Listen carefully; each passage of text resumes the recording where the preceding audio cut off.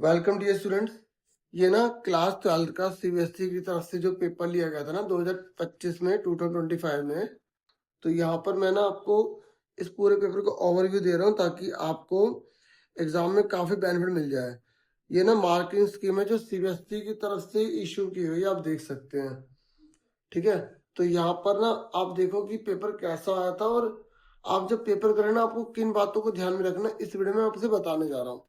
देखिए, आपका ना जो सेक्शन ए है ना, ये 22 मार्क्स का है। एक बात आपको जो बहुत बड़ी बताने जा रहा हूँ ना, वो ध्यान सुनना। देखिए, आपका जो पेपर है वो 3 घंटे का है, 80 मार्क्स का है। 3 घंटे यानी कि आपके पास 180 जो है मिनट्स हैं, और आपका पेपर 80 मार्क्स का है। इसका डबल कर दो 160, यानी कि अगर आप जो भी क्वेश्चन है ना उसका डबल टाइम भी लगाओगे ना, तब भी आपके पास 20 मिनट बच जाते हैं। तो इसका मतलब ये हुआ कि जब आप पैसेज करते हैं ना, तो के बच्चे ये सोचते हैं कि ये 12-13 मिनट में हो जाए। नहीं, 12 नंबर का है तो आप इसे 24 मिनट में आराम से करें। ठीक है, और आपका टाइम बिल्कुल भी जो है ना खराब नहीं होगा। और अगर आपने पहले से प्रैक्टिस कर ली ना तो और फायदा हो जाएगा। इसलिए ना मैं आपको यहाँ पर पता है क्या बता रहा हूँ, मैं इसे समझा नहीं रहा, आप इसको अच्छे से पढ़ो। ठीक है, अच्छे से पढ़ो आप इसको। फिर उसके बाद ना आप इन क्वेश्चंस को पढ़ो और देखो इसके आंसर्स क्या क्या होंगे, आप अपने आप ढूंढो इसमें। फिर उसके बाद में आपको सीबीएसई की तरफ से जो आंसर्स है ना वो यहाँ पे आपको शो कर दूंगा। ठीक है, फिर आप देखना कि आपके कितने आंसर सही निकले। और एक बात और आप ये देखना कि क्या ये जो आपने आंसर्स करे हैं ये आपको कितने मार्क्स दिला रहे हैं और कितना मिनट में आप पूरी पैसेज को सॉल्व कर पा रहे हैं। मेरी बात समझ रहे हैं? तो आपको वीडियो को थोड़ा पॉज करके रोक के फिर अच्छे से देख के करना पड़ेगा। अब आप देखो, ये सारे क्वेश्चन देखो आप।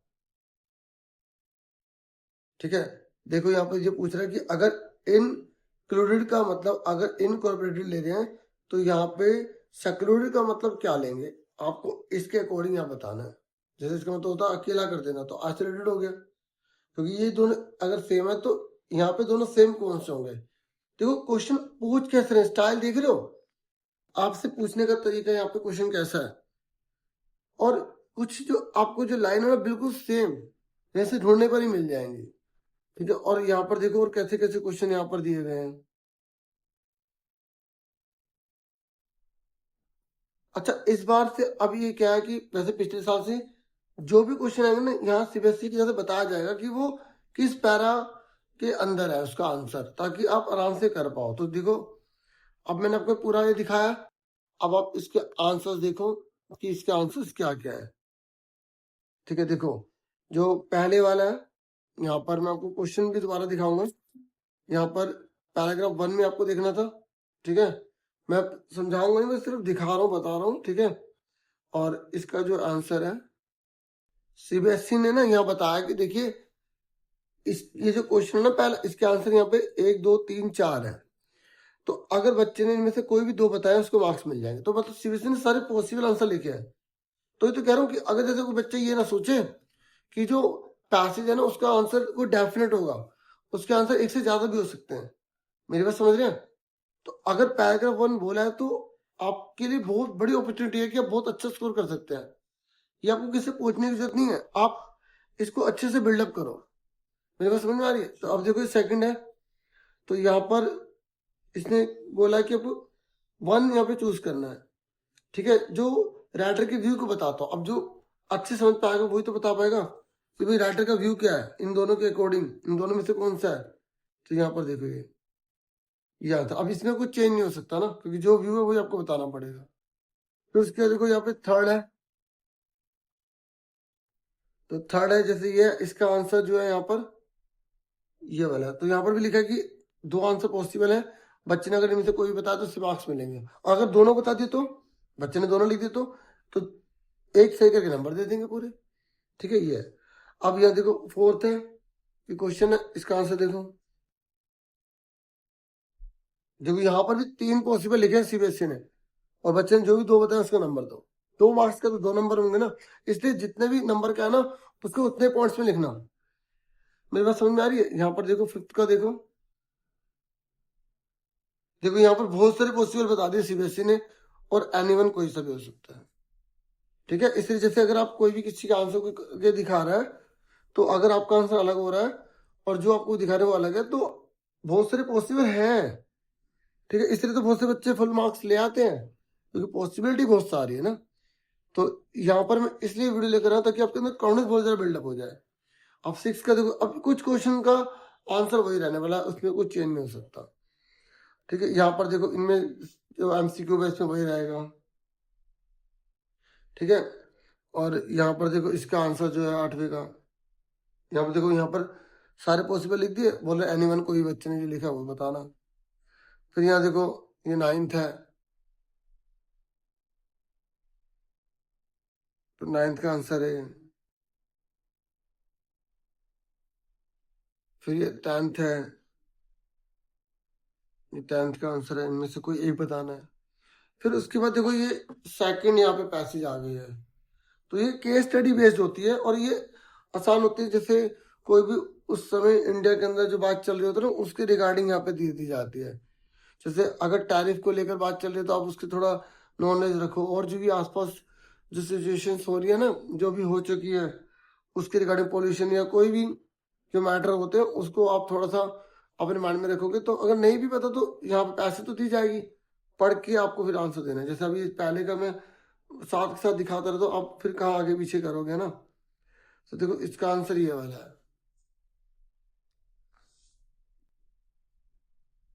फिर देखो ये सेकंड है, आपको इसको अच्छे से बताना है। और फिर यहाँ पर इसका जो आंसर है वो ये मेथड ऑफ एनालिसिस है। फिर ये थर्ड है, यहाँ पर देखो इसका आंसर जो है वो ये वाला है, और यहाँ पर लिखा है कि कोई भी 2 पॉइंट्स अगर बच्चे ने बताए हैं तो। फिर देखो यहाँ पर ये जो क्वेश्चन है ना, इसमें फोर्थ में बोला गया पैराग्राफ 3 को देखना है आपको, प्रेफरेंसेस एंड चैलेंज के रिगार्डिंग। तो आपको क्लासिफाई करना है कि ये प्रेफरेंसेस कौन सा और चैलेंजेस वाला कौन सा है। ये दोनों सेंटेंस में कौन प्रेफरेंस की बात कर रहा है, कौन चैलेंज की बात कर रहा है, तो आपको उसके आगे बताना पड़ेगा। जैसे देखो पहला वाला जो सेंटेंस है वो प्रेफरेंस की बात कर रहा है, दूसरे वाला चैलेंज की बात कर रहा है। तो बच्चों को ये समझ नहीं आ पाता कि ये क्वेश्चन ना ऐसा अगर आए तो करना कैसे है।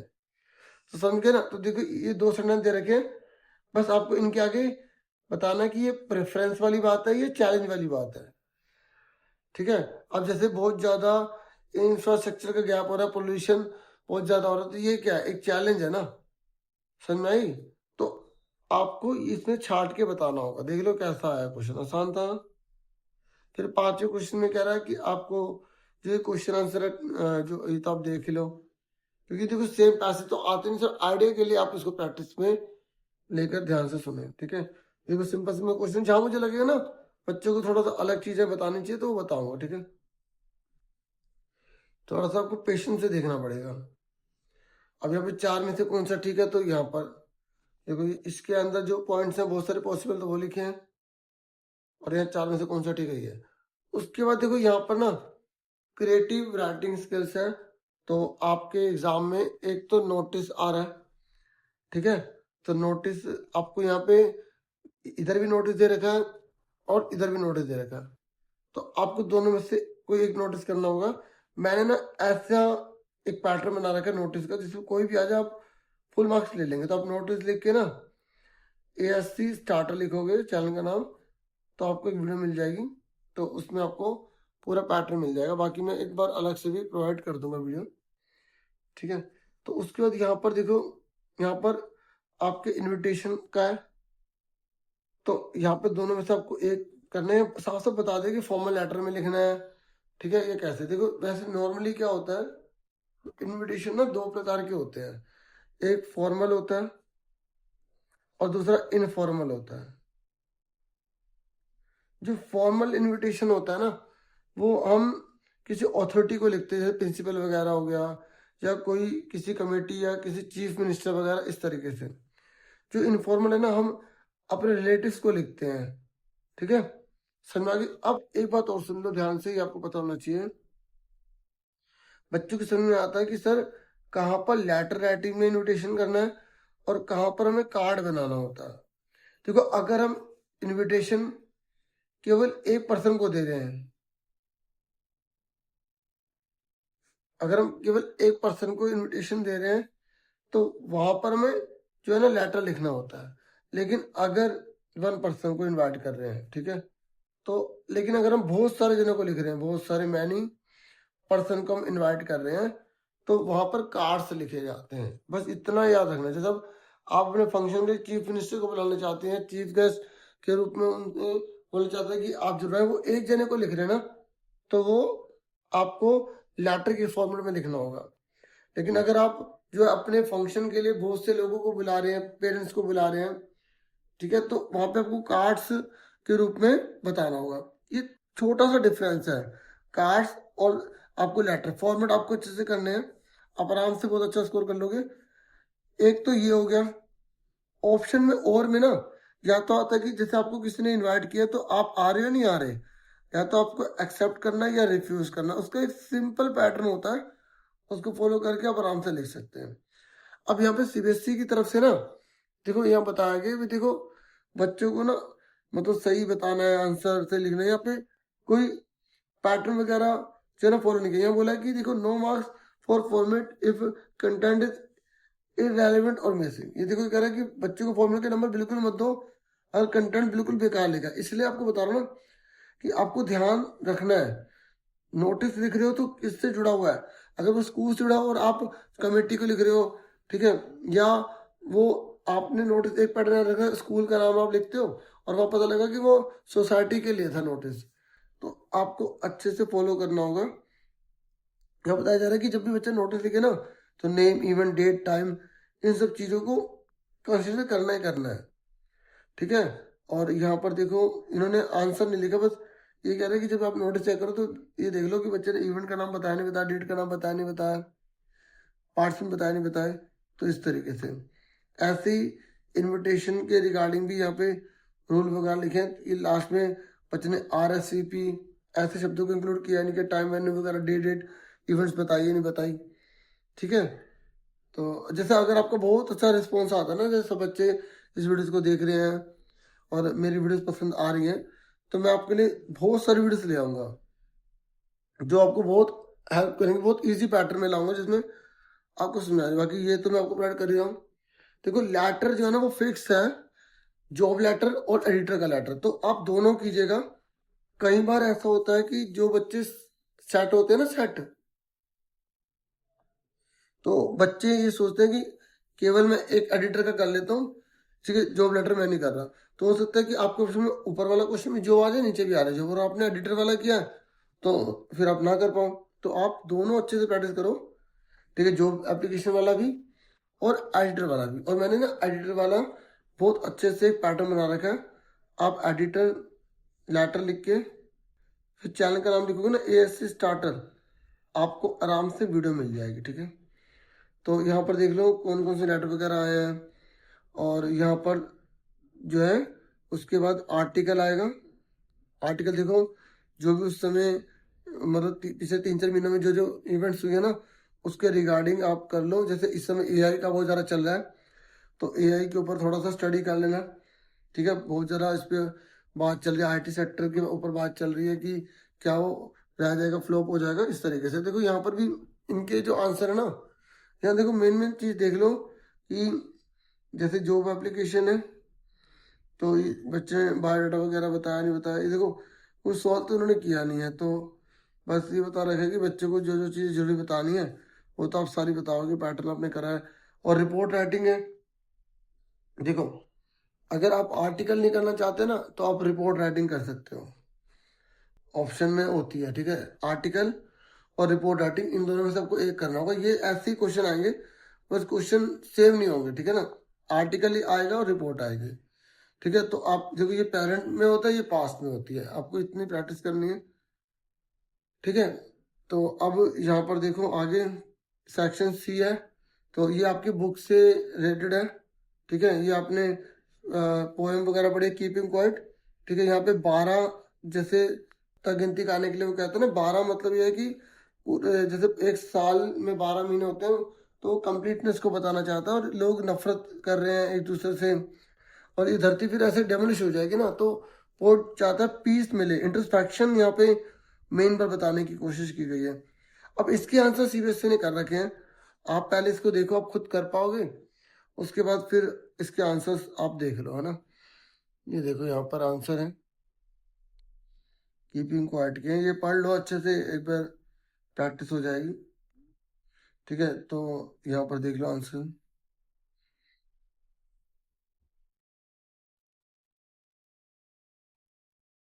वैसे इस पे रेड साइन लगा रखे हैं, आंसर है।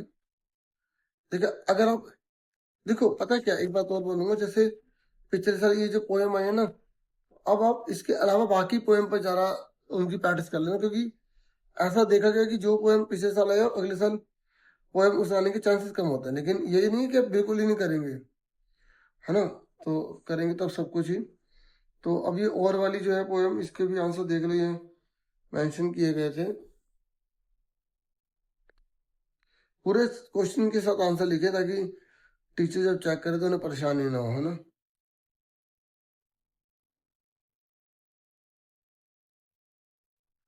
फिर ये 8वां क्वेश्चन देखो, ये आपने चैप्टर अगर अच्छे से पढ़े है ना, तभी आप इनको अच्छा स्कोर कर पाएंगे, क्योंकि पैसेज आपको पहचाननी पड़ेगी किस चैप्टर से है वो। ठीक है, टाइगर किंग वाला आपने पढ़ा है, तो आप उसी के रिगार्डिंग क्वेश्चन पूछे गए थे। अब इसके आंसर देखो आप,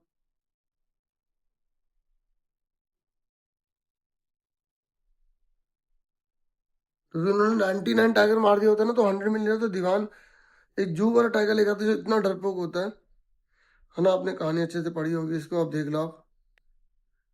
और यहाँ पर देखो जो पैसेज आई है ना, अब उनके लॉन्ग क्वेश्चन आने के ज्यादा चांसेस हैं, तो आप इन चैप्टर्स के लॉन्ग क्वेश्चंस वगैरह आप अच्छे से करना।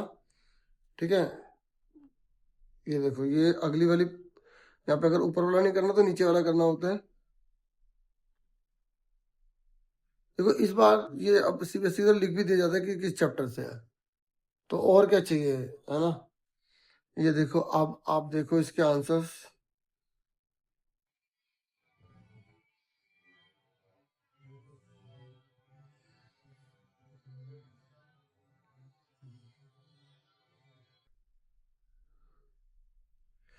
फिर यहाँ पे 9th नंबर पर है, फिर आपकी जो दूसरी बुक है उसमें से है, फिर आपको इसको पढ़कर इसके आंसर्स देने हैं, दोनों में से कौन सा वर्ड मीनिंग आपको इसका पता होगा तो आप आराम से बता दोगे। ठीक है, ये क्वेश्चन है, और देखो इसके आंसर्स।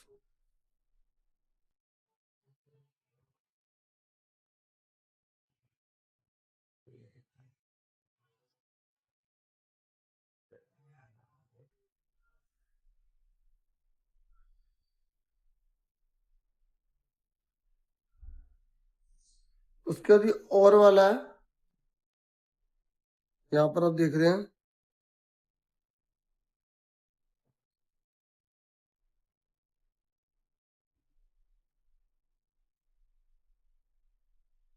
और इसके आंसर देखो आप।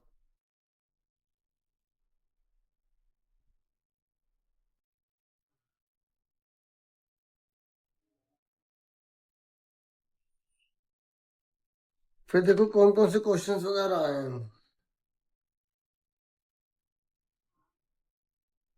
और आपको इसमें से कितने आते थे, और फिर आप इसके आंसर सीबीएसई के भी पढ़ लेना कि सीबीएसई इन आंसर्स के बारे में क्या राय देते हैं, क्या इसके आंसर बताती है।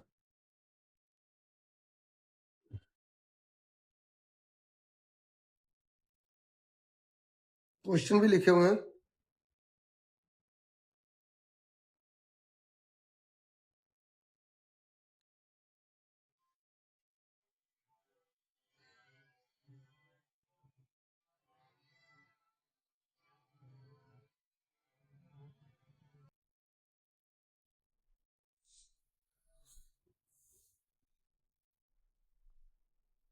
ये 11th क्वेश्चन है।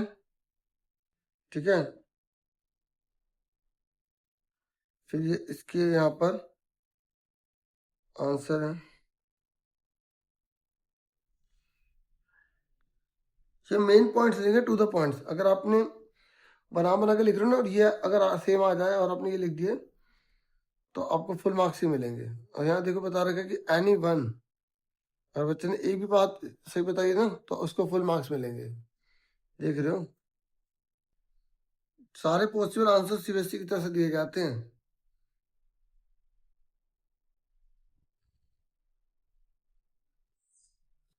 फिर 12 क्वेश्चन देखो यहाँ पर लॉन्ग है, इन दोनों में से आपको एक करना है। और यहाँ पर देखो अब जो क्वेश्चन कैसे आने लग गए हैं, यहाँ पर पैडलर जो रेड ट्रैप का है और ऑफिस बॉय जो पोर्ट्स एंड पैनकेक्स का है, तो दोनों को यहाँ पे कंपेयर किया गया, दोनों का फ्रस्ट्रेशन स्टेटस और आपको ग्रजेस बताने हैं, ठीक है। तो दूसरों के प्रति तो अगेंस्ट था, तो यहाँ पर वही आप बताओगे पैडलर क्या सोचता है और ऑफिस बॉय क्या सोचता है। तो वही देखो, पहले पैडलर के बारे में बताना अगर जैसे कंपेयरिंग वाला है। मतलब ये क्वेश्चन आसान है, आपको कैरेक्टर बताना है उसके बारे में। बस आपको देना ना कि उनको किस बात से प्रॉब्लम थी, क्या था ऑफिस बॉय के बारे में, बस इस तरीके से आपको प्रेजेंट करते हैं। समझ में आ गई। फिर अब देखो अगर और वाला करोगे तो और वाला कैसे, यहाँ पर देखो या विलियम डगलस जो डी वाटर का है, जिसने पानी पर डर पर काबू पाया, और लॉ स्प्रिंग जो है उस यहाँ पर किसकी बात चल रही है, क्योंकि इसमें दो जने हैं ना, मुकेश की बात चल रही है, तो वो जो बैंगल मेकिंग का काम है वो नहीं करना चाहता है ना, तो वो मोटर मैकेनिक बनना चाहता है। तो अब यहाँ पर दोनों के गोल्स के अकॉर्डिंग यहाँ पे आपको एनालाइज करना बताना है। तो आप देखो यहाँ पर आंसर, तो देखो पहले दोनों के बारे में बता दिया, दोनों यहाँ पे देखो ये क्वेश्चन में से हेल्प ले लिया आपने, ठीक है। फिर आपने बता दिया डगलस के बारे में, डगलस ने क्या क्या किया और मुकेश में क्या क्या हो पूरी कहानी में से, मतलब अब उल्टा आसान है, आप देख लो पढ़ के पता लग जाएगा आपको, ठीक है। 13 क्वेश्चन में देखो यहाँ पर डॉक्टर सदाव के बारे में आया, ठीक है, डिफिकल्टीज क्या फेस करी वगैरह वगैरह, सोल्जर जो था उन्होंने उसको कैसे बचाया, ठीक है, और टाइगर किंग के बारे में आया।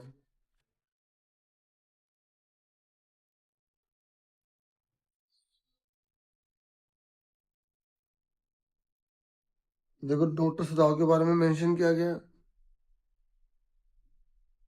और टाइगर किंग के बारे में, दोनों बुक का ना फर्स्ट और फोर्थ चैप्टर एक बार और देख लेना लॉन्ग क्वेश्चन के हिसाब से, ठीक है, उनमें से आने के चांसेस हैं इस बार। तो इतना ही था इस वीडियो में। Thank you for watching and listening carefully. Take care students.